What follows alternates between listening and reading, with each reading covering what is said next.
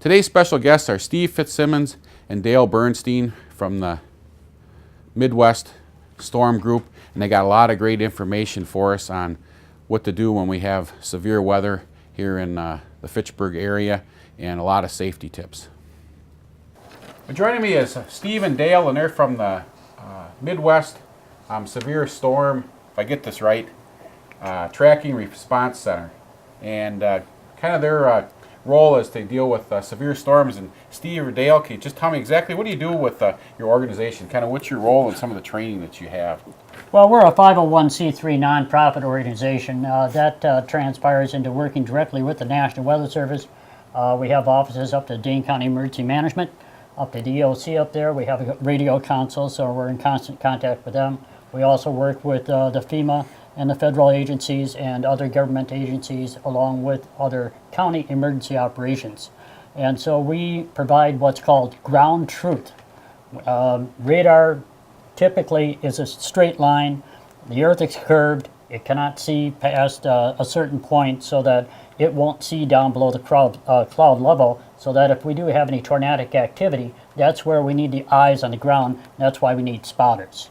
And during Tornado Awareness Week, with all the storms that we've been having, with the sadly with the fatalities that we had down in Illinois, we really need to focus on people's safety and their preparedness. And these are why all these spotter classes, that's what it's all about. Giving back to the community and getting those people prepared for plan for the best and plan for the worst. So how many people do you have trained here in the Dane County area? We currently have that will go out if we say like right now we were under a tornado warning. How many people would you say would go out into the field and actually watch the skies and that to watch for any type of We have 57 tornado members at this point within Dane County. Then we cover Iowa County, Greene County, and Rock County. And so those numbers are increased by there. Field support, it depends on if it's a nocturnal event, nighttime event. Those are really, really tough. So we don't encourage that. We always go out in pairs. We might have as many as 6 or 7 units. We did have a unit down in Illinois. During that time, we have some footage that we're going through. We could always use more, Dale. I mean, we could always use more spotters if the community wants to get involved. So have you had your class yet for people that want to volunteer? Has that already been held? The Dane County class has been had. We had one in the afternoon, one in the evening. The next class is coming up. We are going to be in Dodgeville, Iowa County on Monday evening. That full listing of spotter classes, the remainder of, will be on the National Weather Service website. Just Google in NWS MKX, that stands for Sullivan, Wisconsin, and it'll come up with the Sullivan site, National Weather Service. Down there you'll see a spotter page, and that's where the training listing is going. We do have a class coming up on the 21st of this month that Midwest is putting on an advanced spotter class, severe storm spotter class. So if anybody wants to come down to that, it's on the 21st of this month, 7 p.m., Monona Community Center, and they're at 1011 Nichols Road in Monona. All right. There's one big event that's coming up too, Jay. That's the Dark Skies Dark May Skies 9th. Seminar. We are Big event. And in combination with Madison College. We've been working on this for about 5 years in the planning stages. We are putting on a one-day seminar. We have speakers. We have a nationally renowned lightning specialist coming in. We have radar interpretation. We have another spotter class. We have people talking about climate versus severe weather and then changes thereof. We have satellite imagery research specialists coming in from the university. So it's going to be really a great routine. And Gary Canolti from Channel 3 is going to be the MC. So we're hoping for a great turnout. The auditorium seats 1,500, so there's room. All right. Steve, for a question here for you.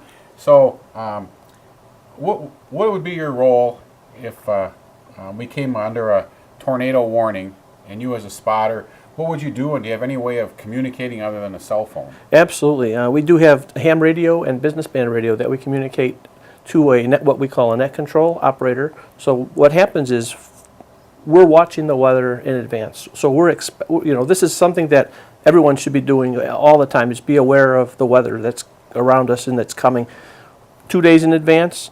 we're already watching and getting prepared. We can go out 72 hours in advance as far as our activation levels. We have activations level, which is green and all clear, and we have a yellow, then we have a red, full activation.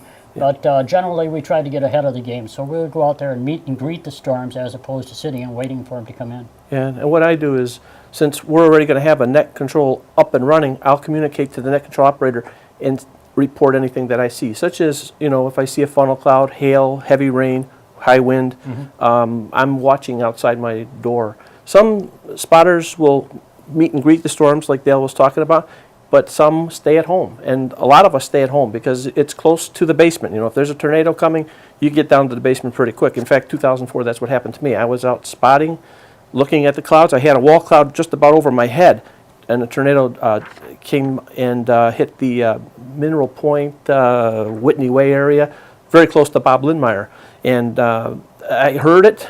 It sounded like a jet engine. And I ran in the house, hit the basement. By the time I got to the basement, it had already passed over. It was that fast. And that's something to remember, when you're under the threat of tornadoes, they move fast. 60 miles an hour, it's there in a minute. So you don't have a lot of time to take cover. But what I do is I report in on the radio what I see, what I hear, so that the whole community of tornado spotters or severe storm spotters are aware of what's going on. That information gets relayed to the National Weather Service. And if there is a warrant to send out an alert, like a severe thunderstorm warning, if hail is bigger than an inch, wind is higher than 58 miles an hour, or if we see a funnel cloud or a tornado, they'll put out an alert over the radio, over the media, that there's a warning of some sort. So we're like the first responders in a way, because we see it. We see what the ground, what the ground is seeing. The radar is, I think, what is it, about 5,000 feet above us? It's approximately, that's a rough estimate from Sullivan, Wisconsin. We're about 5,000 off the deck. We'll take those reports in from the field. That goes down to our net control. We'll have managers on duty, assistant managers on duty. We'll have radar interpretation people going on. And then from there, it goes over to our relay station. From the relay stations, it goes directly to Sullivan.